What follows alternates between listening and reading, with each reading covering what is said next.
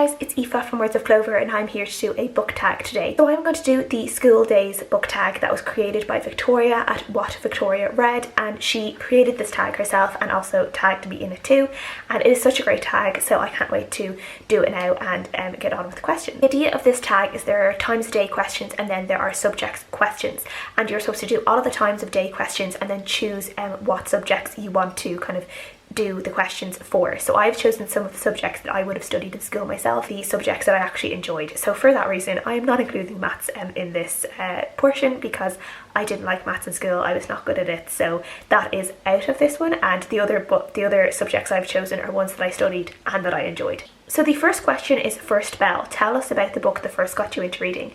And for me, there was never actually one book that I remember. A lot of people have like Harry Potter or Twilight or like different things, Hunger Games.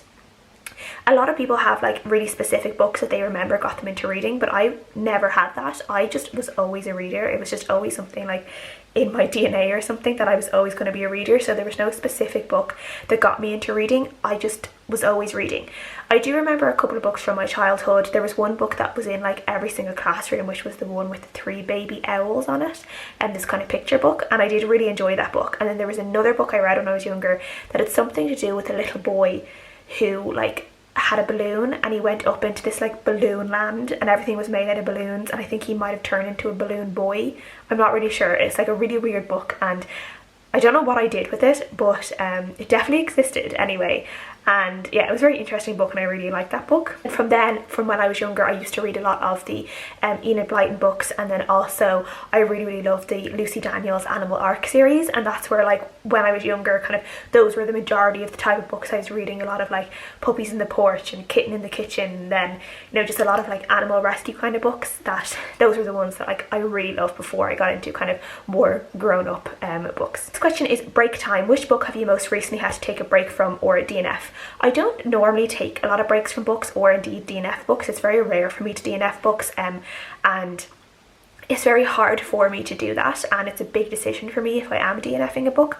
But the last book that I did actually take a break from was in December, and it was Fragile Monsters by Catherine Manon, and this is a book that I just really wasn't enjoying. It's set in Malaysia. It was actually my worst books of 2020, and it was about a girl who had gone back to Malaysia to her grandmother and was kind of finding a little bit more out about her grandmother's past and her own mother's past, and how it all connected to some events that were happening and some things that her grandmother had said in the present.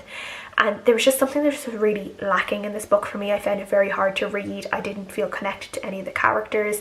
I didn't get anything out of the book that I was hoping to get, and yeah, it just wasn't a book that like I enjoyed or made me feel good in any way. And it was one that I did put down and I didn't read it for a good few days, and I really didn't want to go back to it.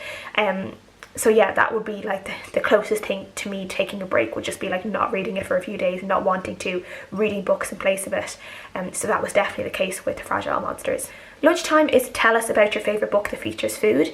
And for me, actually, it's only recently that I've actually marked books on Goodreads with a special shelf for books that I found had really good food descriptions. I really wish I had done it soon. So I'm going to go with a more recent book that I have read, and that was Christmas Island by Natalie Norman, which is like a Christmassy book I read back in December as well. And it is set on a Norwegian island, and it's about a girl from Britain who comes over to stay with her brother, who has married a woman on this island and is raising a child there and has a business on this island. And there was loads of just really nice Scandinavian and Norwegian like Christmas foods and confectionaries and cakes and things like that in this book that I really enjoyed, and a lot of different kind of Norwegian Christmassy traditions that involved food that I loved reading about. And there was one particular thing that was called, I think, Little Christmas Eve, so the day before Christmas Eve, the 23rd, and there was this kind of very sweet porridge that was eaten by the inhabitants of the island in the evening.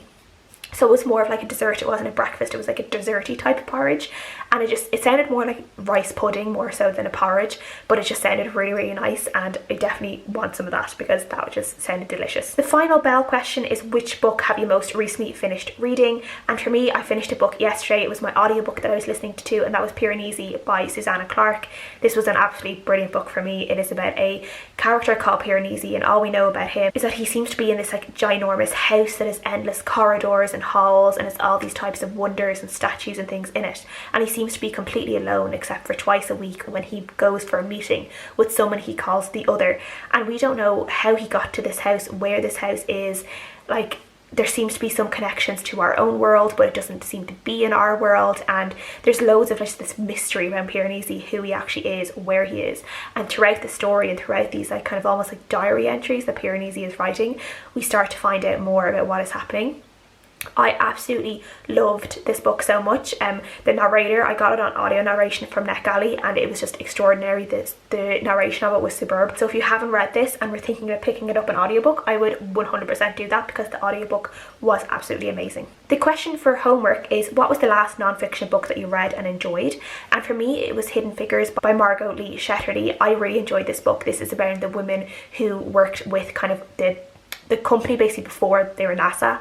They were basically the female mathematicians or the calculators behind a lot of space exploration in the 50s, 60s and 70s, and the black women who were at the forefront of this and who really like changed the way the world looks at space exploration and really helped boost America's space exploration and the journey to the moon. And it was absolutely amazing hearing about just how clever and wonderful these women were, and the chances they got to be able to actually work. They were able to boost other women of colour, bring more women in, and it was just such a really great thing to see. Around the time that all this was happening, obviously the civil rights movement was becoming bigger and bigger in America, so they were kind of dealing with that while also having their own kind of inner politics within the company itself, and how the women were treated and how they were like used and promoted and things like that, and how they saw their career trajectory as well. But yeah, absolutely amazing. And there are definitely some women who were quite big in NASA at the time who have gone on to have like other books and stuff that I do really want to read them too. But this was a brilliant book, and I still haven't watched the movie. I have it recorded on television, I just still haven't watched it, but it is on my list. And then the last question for time of day is staff room. Tell us about a book that you go to when you need to take a break. Me, I've kind of said it recently before, but the last year or so, the books I turn to when I need to take a break has definitely been Regency romance. And I have a feeling we're going to see a lot more people talk about Regency romance. There's loads of people who talk about it anyway, but I think we're going to see a lot more people foray into Regency romance the way I did last year. Seeing as Bridgerton has become so popular, and Bridgerton obviously is a Regency romance series. I haven't read the Bridgerton books, but they're definitely ones I want to read. But for me, one of my favourites so far has definitely been the Duchess Deal, and then also the Fairy Tale series by Eloisa James. This is the second book, When Beauty Tamed the Beast. But the two of these have been like really great for me. I really enjoyed them. They really made me just take a breath and just enjoy the moment and enjoy the book I was reading.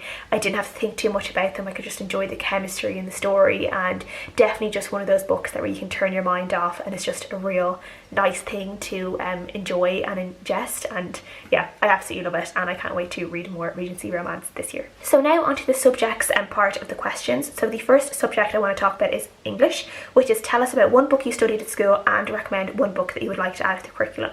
And obviously I can never just talk about one book, so I have a couple of books for each of these questions, and more truthfully, I think I have three. So I'll talk about the three books I studied and the three books I would recommend. So the first book that one of the books I studied when I was in school was Roll of Thunder, Hear My Cry, and it was one of my favourite books ever. It is one of my favourite series ever, so I always like to talk about it when I have a chance, because it's definitely one of the first books I read where, you know, race was a big issue in the book that I was reading, and I was kind of lucky. I feel like I was lucky enough that I read it when I was quite young, kind of had this understanding that things weren't always the way they are now, and, you know, there was this big issue in the past, but then as I got older, obviously I understood that it still is an issue in the present. But it's definitely a book I really enjoy. I love Cassie, the main character in this. She's just feisty, she's smart. There are more books in this series that follow Cassie as she gets older, and it goes on to try and study law, and that is just so interesting to follow as well. But I just love these books so much, and I think I'd read like a couple of chapters in like a school book we had that had loads of chapters of different stories, and I read that one of the chapters, really loved it, went and got the book from the library and read the whole thing.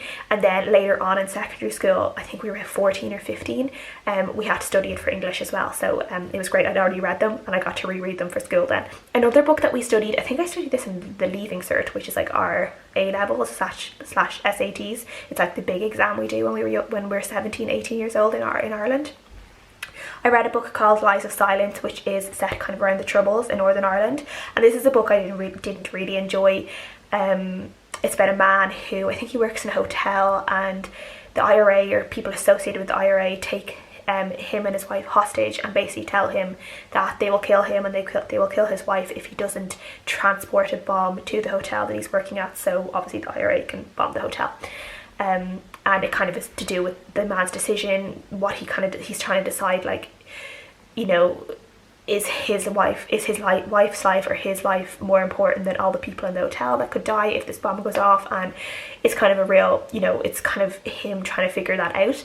And even though the book sounds quite interesting, I don't know whether if I went back and read it now if I would enjoy it more, but I definitely didn't enjoy it that much when I studied it in school, so I don't know. And then some of the books that I would love to be added to curriculum, one of them is one that Victoria actually talked about, and that was Don't Touch My Hair by Emma DeBerry. This is a book that taught me so much about black history, black hair, the link between slavery and racism and black hair, particularly black women's hair, and it's just so interesting. I learned so much I never thought about, and I think this would be a really interesting one to put on our Leaving Cert curriculum, especially it is written by an Irish Nigerian author as well, so it would be perfect.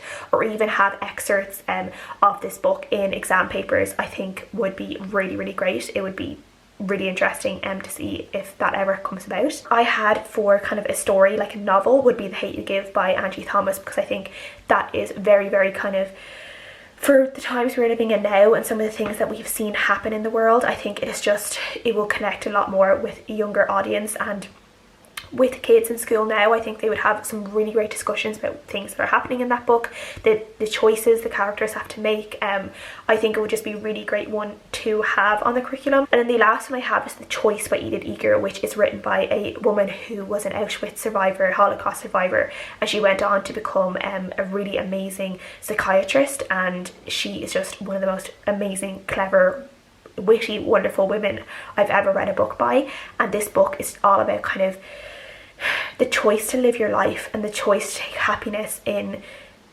the joys of just simply living, and what happened to her, but then how she kind of continued her life, and the way she went on to get her education when she was an older woman. And it's just absolutely amazing, and it's just one of those kind of books that give you so much hope and makes you see the world and life in a completely different way with a new appreciation.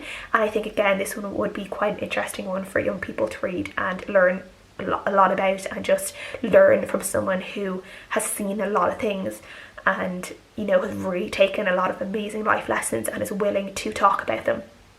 Edith Eger has done a lot of really amazing like TED Talks and things like that as well, so you could always supplement like reading the book and reading parts of the book with seeing videos of her talk about similar topics. So I think that would be a really interesting thing for our classroom as well. What I want to talk about is science, and that is which book couple do you think has the best chemistry? And for me, I've gone with two books again, and one of them is When Beauty Tamed the Beast by Eloisa James that I recently talked about. But the two characters in this one definitely play the game of, oh, I can't be with this person because they are so wrong for me, we would never work together, yet they have amazing chemistry and are completely mad about each other for the entirety of the book. But I really loved how their relationship played out, and even though it was frustrating at times, it was still very enjoyable. The book I wanted to talk about is A Court of Mist and Fury. So it is Rhysand and Feyre, the two characters in that one, but I just think they have just amazing chemistry and they just sizzle like on the page, and it's amazing to read them and to really root for them, because their relationship in the first book was so different to how it like progresses in the second book. So it was a kind of really interesting from like a reader's experience, and seeing characters in completely different lights, both negative and positive way, in A Court of Mist and Fury in comparison to A Court of Thorns and Roses was just really interesting for me. And the chemistry between Feyre and Rhysand is just off the wall. It's amazing. 3 is what 3 historical fiction novels have you most enjoyed? And if you don't read historical fiction, which areas of history would you like to learn more about? And I love historical fiction, and I always like to now and again read a really good historical fiction book. So the first book I want to talk about is obviously one of my favourite books of all time, which is The Bronze Horseman by Paulina Simons. And this is a book that the first one, The Bronze Horseman, I have at home because I was trying to get my dad to read it. So I have the second book here, which is Tatiana and Alexander to hold up instead. But This is a trilogy which starts off in Russia, and we are basically following the siege of Leningrad, and we are following this epic romance between this girl called Tatiana and this soldier called Alexander. And it is just like this epic love story that spans like for years and years and years. And it's just the most amazing love story. I love it so much, but also just how people suffered in Russia as well during the war, particularly during the siege, and people were dying on the street. They were eating rats and like bread made of sawdust and like terrible things. They were freezing on the streets, they were dying on the streets. Very hard to read at times because people really suffer a lot in this book, but I just love this book so much. From the first time I read it when I was a teenager, and I still, every time I reread it now, I still enjoy it just as much as I did the first time. And it's just one of those books that is very special to me, and I understand some people's kind of criticisms of it now and some of the things that they don't like about it, but I still really love it. I have a whole video defending this book and why I like it, and I will leave it linked up above if people are interested, but I love this book so much. The book I really love is Under the Hawthorn Tree by Marita Conlon McKenna, and in particular the second book in this trilogy, which is Wildflower Girl. But Under the Hawthorn Tree basically tells the story of three children who have to travel across Ireland during the famine, and their parents have both died. They are obviously starving, they can't stay where they are, and they know of two kind of great aunts that they, I think, of their mothers, and they know where they live, so they take it upon themselves to travel to this town to try and find their aunts, to see if they can find a safe place for them. The book is just fantastic, and this book is actually a children's book but doesn't shy away from the horrors and the unfairness that the famine was in Ireland. I think this book is a great one for Irish people to read, but I also think it would be a really good one to have in English schools as well, because I think it would teach a lot, because it's absolutely amazing how little some of the British people know about the famine, and like what, like the British involvement in the famine as well. It's sometimes just shocking to know that there's so much ignorance around that. Flower Girl is set a few years later, and it's following the youngest girl that we first meet in Under the Hawthorn Tree, and it's following her journey to America to start a new life in America, which is also another like big thing in Irish history, and the emigration that happened during and after the famine, and the amount of young Irish people who left home. And we are following one of the sisters of the original trio who does this, and there are so many just really heartbreaking moments in this book, particularly her experience on what is kind of called a coffin ship, because so many people actually died on that journey from Ireland or Liverpool to America. Struggles she has to kind of find a safe place then in America and to make a new life for herself. And then the third book I want to talk about is The Pull of the Stars by Emma Donohue, which is a book I read recently and loved. It was on my favourite books of 2020 list. Dublin in 1918 during the Great Flu epidemic, and in this one we are following a nurse who is working on a maternity ward during this flu epidemic, and she is looking after mothers who are sick and obviously expecting their babies very soon, and both they and their babies could be very sick because of this flu. This book is very fast paced. It's set over the course of a few days, and it's set particularly on this one ward, and I just felt so immersed in the story. I felt so connected to all of the characters. It was so intense, and I just loved every single bit of this book. And then the last question is modern foreign languages recommended translated book that you enjoyed. And for me, I'm going to go for Twice Born by Margaret Mazzantini. This is also a book I've talked about recently, but I actually don't read that many translated books, or that I can remember, and it's definitely something I need to rectify. But this one was translated from Italian, about a woman who's returning to Bosnia 16 years after the Bosnian War, in which she had her child, and she and her child are now returning to Bosnia for the first time since that moment. And we are learning about why they were in Bosnia in the first place when they are actually Italian, but why they were in Bosnia in the first place, her and her husband, why only she and her newborn returned from Bosnia back home to Italy, what really happened to her husband during that time in the Bosnian War, and then just their relationship, how they met and how they fell in love, their marriage. It's just, yeah, shines a light on some of the atrocities that happened during the Bosnian War, and also just kind of humanity, relationships, the complexities of relationships, infertility troubles.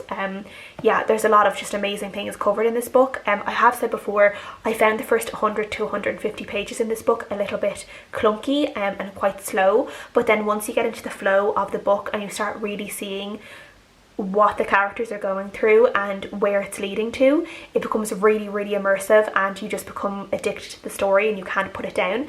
And there is kind of a lot of twists in this book that really change how you feel about different characters in the book, and you definitely, by the end of the book, you feel completely different about some characters than you did at the start of the book. And I just found it amazing. I just was so connected to the story, and I just felt so shocked at different parts in this book that, yeah, I absolutely loved it and really recommend people read. So those are my answers to the questions. I'm going to try, and I have my watch later list up at the moment on my laptop, on my lap, so I'm going to try and find 3 people to on my watch later list to try and tag.